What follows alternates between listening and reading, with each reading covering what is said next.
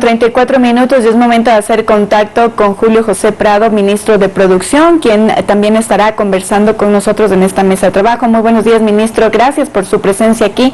Cuéntanos un poco sobre estas afectaciones que ha tenido precisamente el sector productivo en el Ecuador por estos ya 10 días de paro nacional.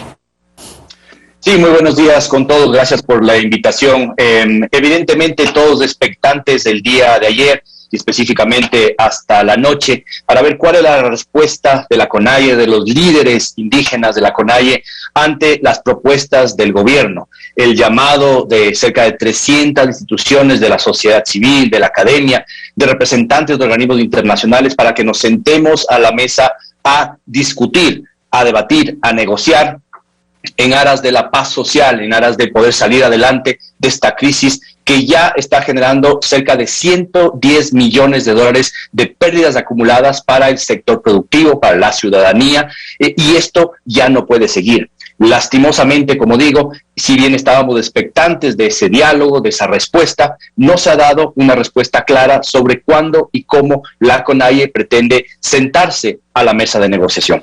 Por eso, para iniciar esta entrevista, sí quisiera dejar muy claro, el brazo extendido del gobierno se mantiene, creemos que es la mejor solución y creemos que poner condiciones o anteponer condiciones para iniciar una negociación no es lo más adecuado. Tenemos que sentarnos a la mesa de negociación. Eso es lo que demanda el país.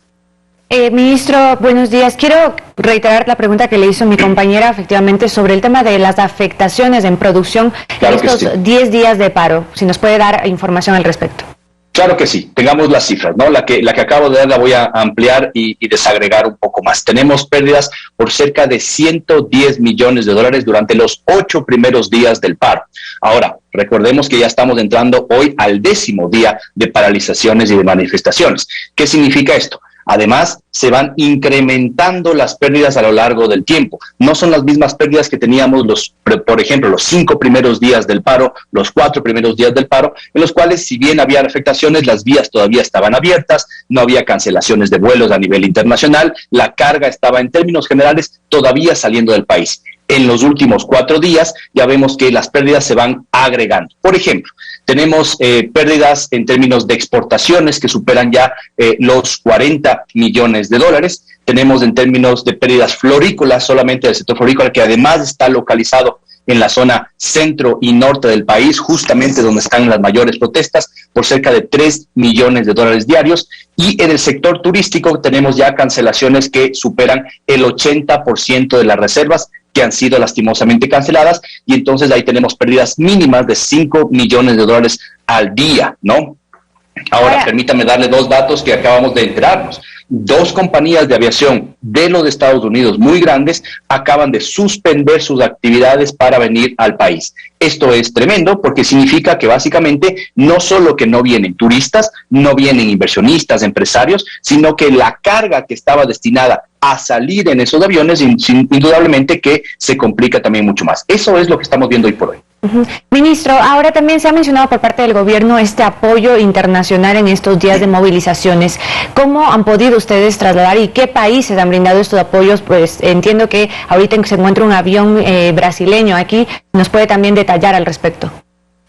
Correcto. Hemos tenido apoyo de 2 países con 2 aviones, uno cada uno. El caso de Colombia, tuvimos el préstamo, digamos, ¿no? La coordinación de un avión de la Fuerza Aérea Colombiana que vino durante los días viernes, sábado y domingo, ya se regresó a Colombia, y con el cual logramos hacer 12 viajes de emergencia entre varias ciudades del país. Sobre todo en ese avión se pudo enviar medicinas, sueros, medicinas y aparatos para temas relacionados con la diálisis, por ejemplo, que era muy urgente que llegue a varias partes del país. Ahí se hicieron viajes entre Quito, Guayaquil, Cuenca, llegaron a Tulcán, llegamos a la Tacunga, etcétera. Entonces funcionó muy bien. Y ahora estamos ya iniciando las operaciones desde el día de ayer con un avión de la Fuerza Aérea de Brasil, logísticos todos, que básicamente lo que hacen es permitir que este tipo, ¿no es cierto?, o de alimentación muy importante, fórmulas, etcétera y demás, o medicinas, lleguen rápidamente a las zonas de mayor conflicto.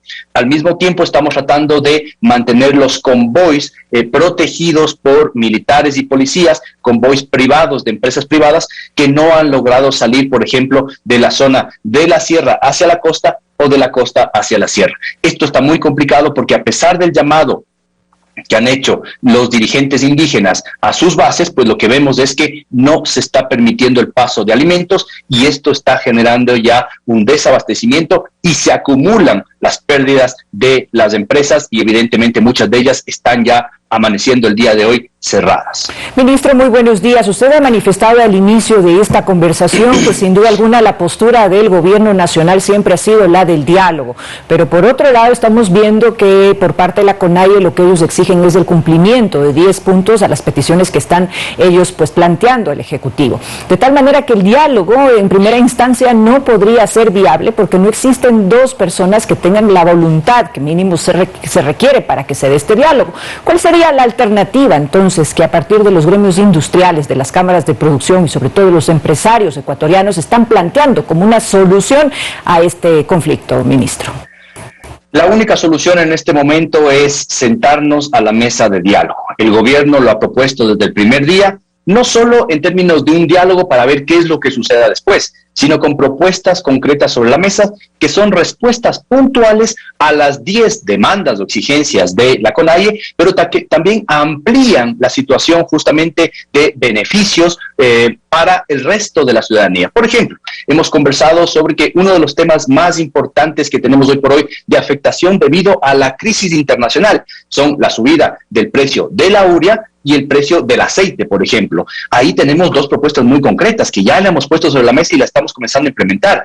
Un subsidio del 50% para la urea. Esto no se había hecho nunca antes de una propuesta de este gobierno para paliar un efecto de una crisis internacional. El segundo elemento, subir el bono en $5 para cerca de 1.4 millones de personas en el país, les permite cubrir todo el aumento que ha habido de precios en los aceites, por otra vez, por la situación internacional de importación de aceites más caros, ¿no es cierto?, de materias primas más caras. Esos $5 cubren la totalidad del aumento de precios que hemos tenido en los últimos 6 meses. Así también hemos puesto a disposición nuevas líneas de crédito que entre ellas suman más de $300 millones en diferentes tipos de líneas de crédito que van a estar disponibles al 1%, al 5%, para los sectores más agrícolas, para el sector artesanal, para el sector industrial e incluso el sector turístico también. Es decir, estamos ampliando la base de esa pirámide. Por eso es que en las conversaciones que tenemos con el sector productivo, yo como ministro de la Producción lo que decimos es, lo importante es detener las pérdidas que está teniendo el sector productivo. Ojo, cuando hablamos del sector productivo, no es que estamos hablando solamente de la gran empresa, que sí está muy afectada. Estamos hablando de la tienda de barrio. Estamos hablando de la microempresaria, estamos hablando de las personas que no pueden atender, por ejemplo, hoy en todo el sur del país o básicamente en todas las ferias populares, en los mercados mayoristas de buena parte del país, o porque no tienen productos que vender, lo cual va a hacer que suban los precios, o porque básicamente no tienen las condiciones de seguridad para poder atender porque no logran llegar a los puestos o porque no les dejan atender por amenazas. Ministro, también un tema que también quisiera que toquemos es lo de las inversiones. Tenemos este portafolio del Ecuador Open for Business de 30.000 millones, más de 30.000 millones. ¿Ha habido problemas por las manifestaciones en cuanto a los inversores? Quizás ha tenido llamadas de que se caigan inversionistas o haya preocupación.